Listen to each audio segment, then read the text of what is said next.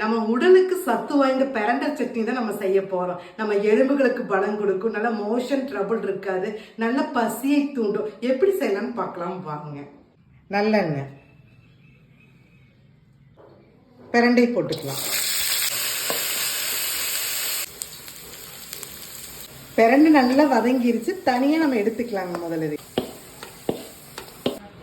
லைட்டான நல்லெண்ணெய், 6 ஸ்பூன் வர கொத்தமல்லி, இஞ்சி, 2 கட்டி பூண்டு, ஒரு கைப்பிடி அளவு கருவேப்பிலை, 6 வரமிளகாய், அது 1 மூடி தேங்காய் போட்டுக்கலாம்.